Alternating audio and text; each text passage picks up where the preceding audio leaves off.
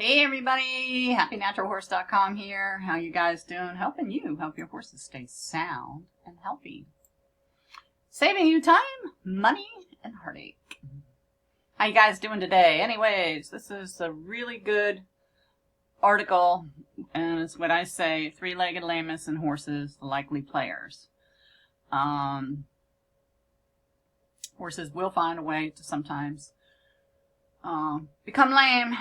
And for reasons your horse might be suddenly overly lame. This is from the Horse magazine.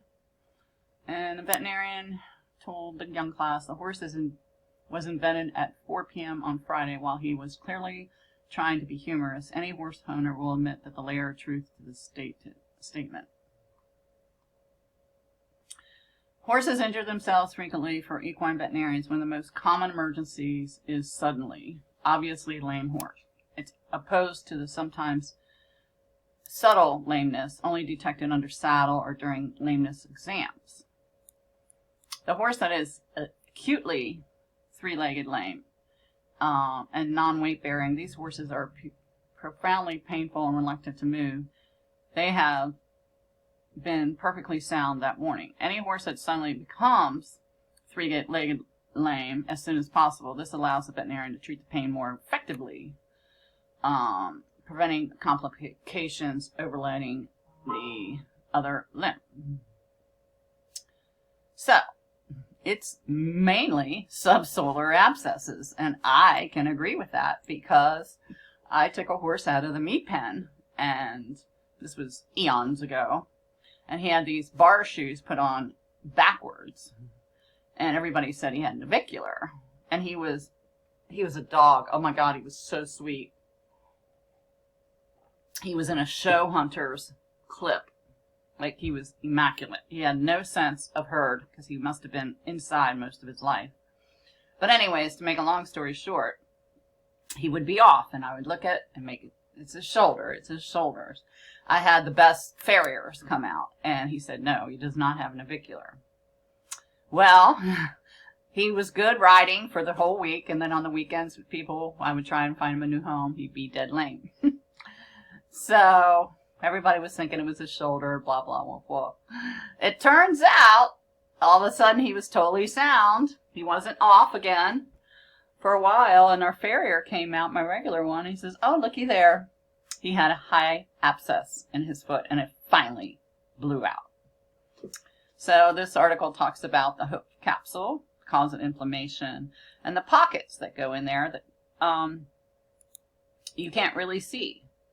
So abscesses can be secondary to hoof bruises, penetrating injuries, tight shoe nail placements. I didn't know. They regularly have increased digital pulses. I didn't know that. And usually respond to hoof testing. Now, Corona did not. His name was Corona. He did not react to hoof testing at all. I mean, he was just didn't. But it blew out. We finally found it. It blew out like about 6 months later. It took a while. Good 6 months. And it finally blew out. And then I was able to find him a home. So they talk about Epsom salt, poulticing the hoof, and blah, blah, blah. Another reason why they're three-legged lame is limb fractures. And limb fractures, depending on the fractures, if they're unable to bear weight, the best thing to do is humanely let the horse go. If it's an incomplete or partial break, and doesn't travel through the entire bone, and you can repair it, but you are going to have to stall him and keep him quiet. Some fractures splint in the bone area, and they're too serious to treat, so they say to euthanize them. But x-rays are definitely there. And you could have a tear with the MRI. I had a horse that had tears, but he wasn't three-legged lame. He would just be off a little bit. Cellulitis. This is another one. I wrote an ebook on it. I can put the ebook down below so you can see it. This is a very easy to remedy, and you can go get to the grocery store and get the stuff. It's called alum, and you only give a teaspoon twice a day, a teaspoon of alum, and it will help the cellulitis. But I'll put the cellulitis below there. Septic arthritis. Okay, that's where the horse is really septic, and if it's septic, you could try your homeopathics. This is also very hard to remedy, but they say it happens in foals most of the time. Foals contract the disease much differently than the older adults, and so it talks about this most common cause of lameness in foals. So they're not getting the antibodies. And it's best to keep your mare on the Big Sky Minerals, to keep your mare healthy with the balance of copper. Copper is important to have in the mare to be passed on to the foal. And the Big Sky Minerals has the right amount of copper in there. So this talks about the septic joints, but really what I wanted to talk about was most of the cases, and I think I have one in Canada right now. And she showed it to me. She put the horse's pain points back in, when how to identify and release your horse's pain points. And the horse looked pretty good to me. And he was a little off on his rear. But I told her, he said he's got an abscess that's been there for a while. We doused him. So I don't know if he's any better because she hasn't talked to me. But he moved really well from what I saw. So, and she's treating it now with the heifer sulfur. To hopefully dissolve it. So we're going to go here to my book, How to Identify and Release Your Horse's Pain Points, guys. A horse will look like this. So look like they broke their leg. And you'll see that healing bulb, this is where a pocket of a abscess could be. But it could be anywhere. My farrier just found one in my mare. I thought it was coming out the top because she was really hard. She was lame on her abscess foot, but I couldn't find it. And he came over in the morning and he found it, and so it was awesome. And it still was going to come out the top, and it finally did. We kept the wrap on it for a couple days, but I wanted to go.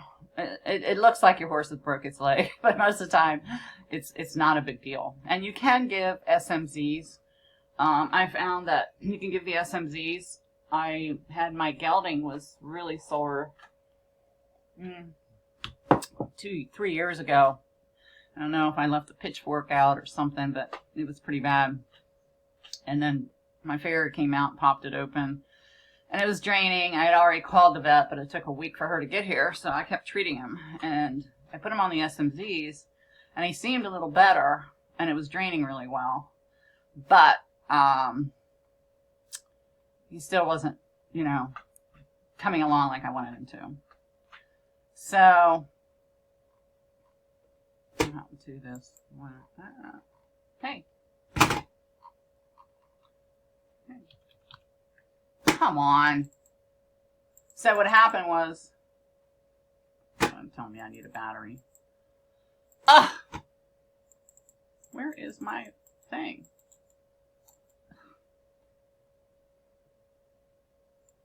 Okay, I'm back. My battery went dead.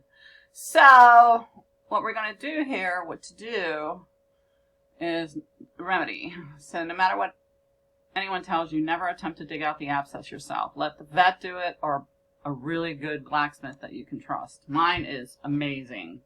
He just knows. I just say, don't dig out, and he just finds it, and then he puts a little pin in it so it can drain. Anywho, at the onset of the abscess, apply the following homeopathics right away. Heifer sulfur. Now there's 2 ways to do this. If you give twice a day until it's gone, 6 pepper sulfur pills will dissolve it. The high dose, this is a high dose. In most instances, the abscess will dissipate overnight. If not, you will usually see relief within 3 days. If the abscess is mild, give a smaller dose of 2 pepper sulfur twice a day to expel the infection. Lendum is great for puncture wounds. Aconite is great for pain, and you can also give apis if you want. You'll need to soak it in Epsom salt solution of warm water, not cold, and you don't do the whole hoof. My teacher does cold water, but either way is fine. You will need to soak the whole, if you soak the whole hoof, the abscess is not going to know where to go. It's just going to go all over the place, and I made the mistake of doing that. And then I go to Life Force, and I get their herbal body wrap. It is the best body wrap for bowed tendons, tendon injuries, any kind of packing. It will draw out. And it's totally safe, and it's made of herbs, lots of herbs, tons of herbs. So what you want to do is you want to mix it with a clay mixture, like a paste.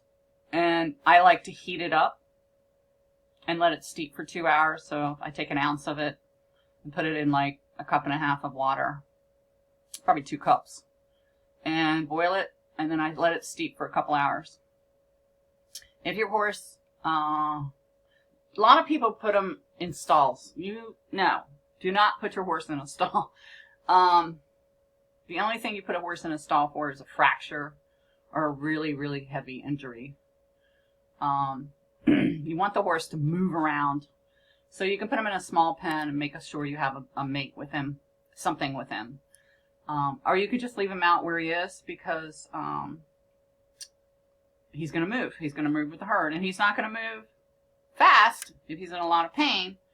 But that's okay. At least he's moving and he's pushing that abscess out. But they'll only go as fast as they're hurting. A lot of people use ixamol to draw out the abscess, but it also causes the foot to go soft, leading to more problems. In tough cases, and I learned this from a girl that came up to get her attunement for Reiki, she recommended sauerkraut. Well, I didn't know that sauerkraut has the acid, and it's got a drawing effect. And you just go get yourself a can of sauerkraut, take a little bit, not a whole lot, and you can put it in a pad.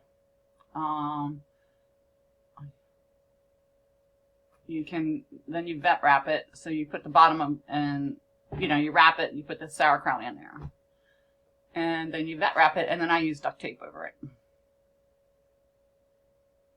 In some cases, the abscess can go into the chest area.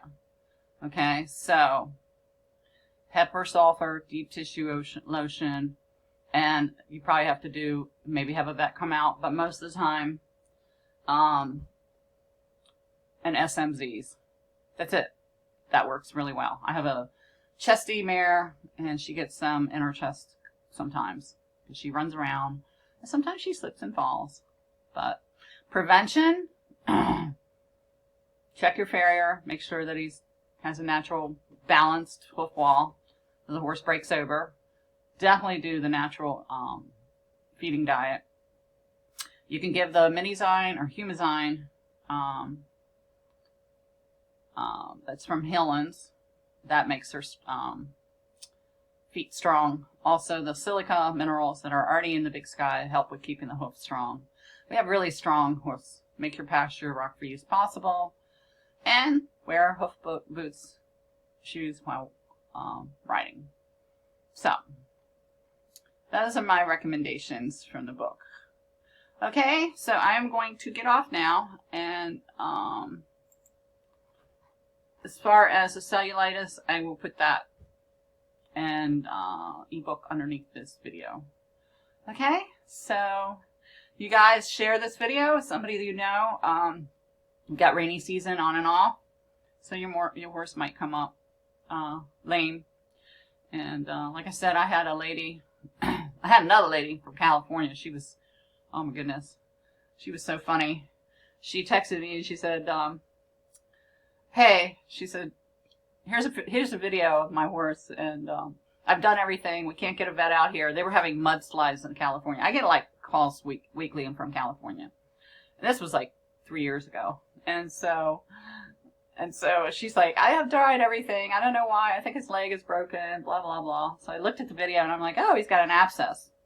And she yelled back at me, no, he does not have an abscess. I said, no, he's got an abscess. And so sure enough, the rain stopped and she went out there and got him. And sure enough, he had an abscess. And she said, oh my God, thank you. You saved me a vet bill. I was like, yeah, that's what he's got. So she treated it and he was fine. So, okay, so hope this helps. You guys have a great day and subscribe to my channel. Subscribe to my channel. You won't get the weekly, videos. Okay, happynaturalhorse.com. Get the books. Save your horse's life. Bye.